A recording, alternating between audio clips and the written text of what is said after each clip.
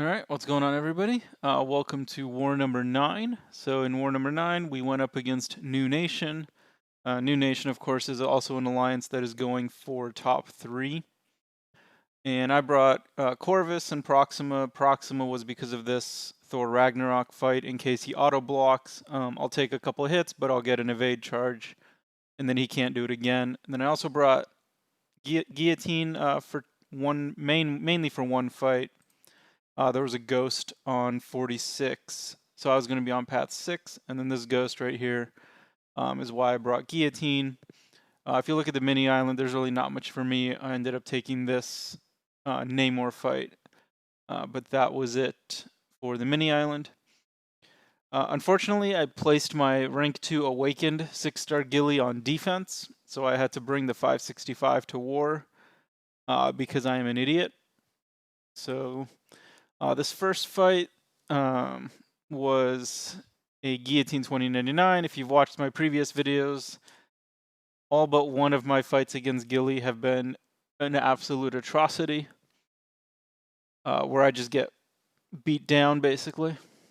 So I am going to boost big.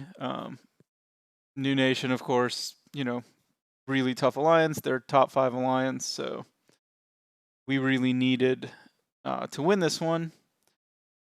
Not going to use any silver boosts or anything here. You can play around flow decently well. Oh, that's not true. I did use an invuln, just in case you got an SP3. And because I had so many of them, so why not?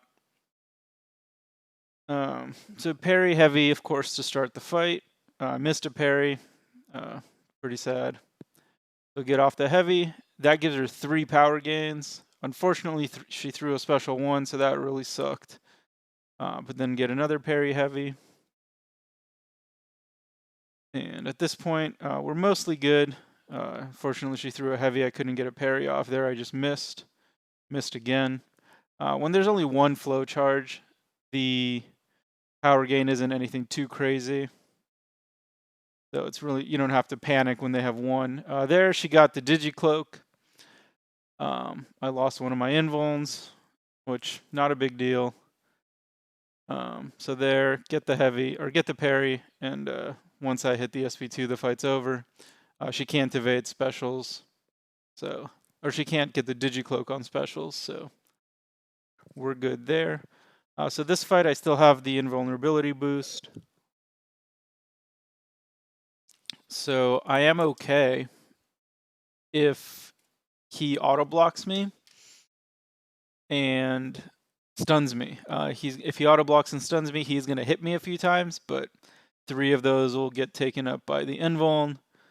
And he's not going to exactly kill me with a couple of hits anyway, so it doesn't matter. So the intercepts were on point there. Got them all down. I still wanted to get the charge, though.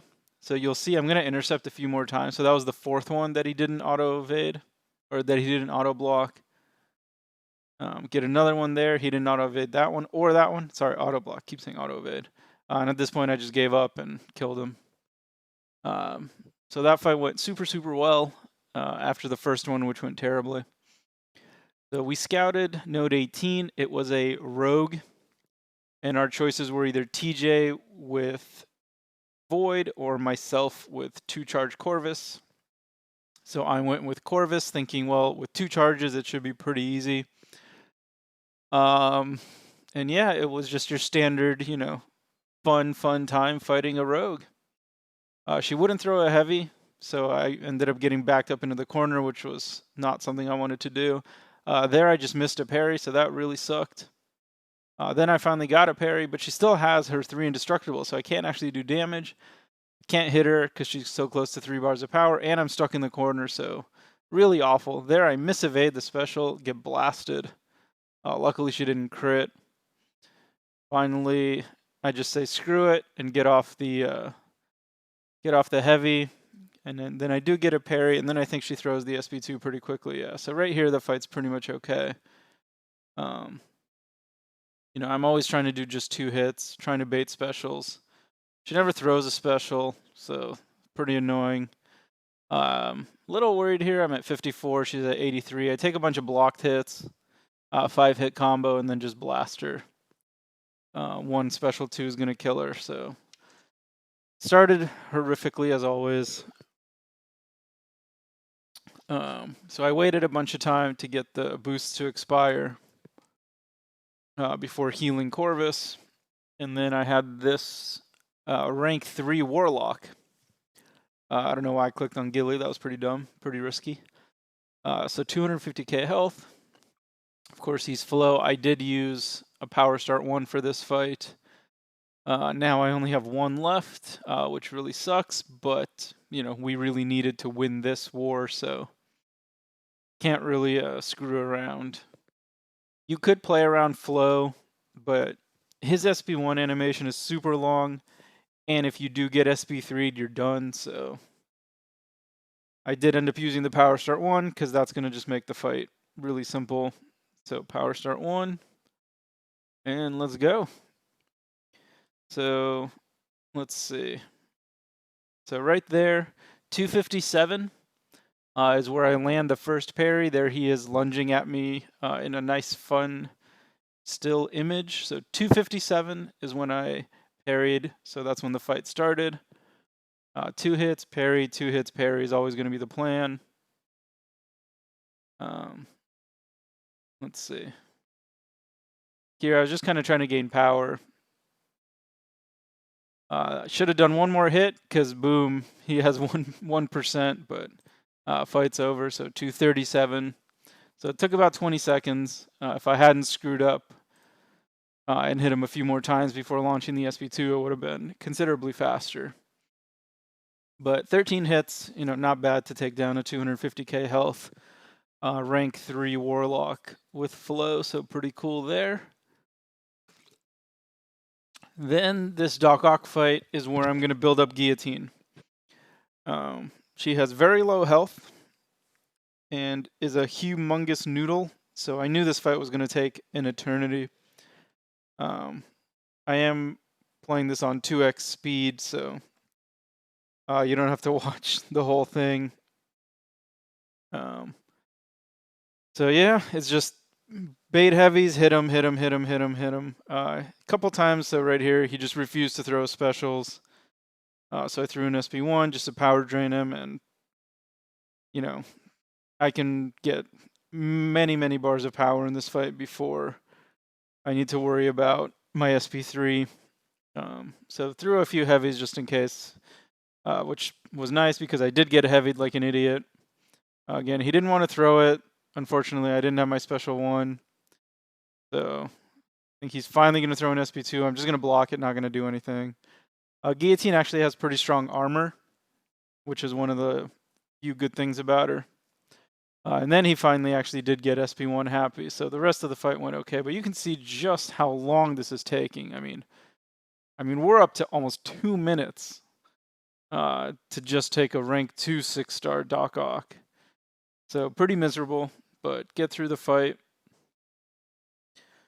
80 hits. 80 hits, crazy. And then this was a funny one. So I do put in a potion into Guillotine because I'm going to need her for that ghost on 46. And then I wasted a potion on Corvus because Taters, my BG leader, was really worried about this fight because Doom is theoretically not a good matchup against Corvus, because if he hits me within SB1, he's going to nullify my cruelties, and then I'm not going to do a ton of damage. Mainly I use this 30% boost because I have more of them, and because I have to use Guillotine, and Guillotine sucks. So only 113k health. It's just a 565. He's not flow.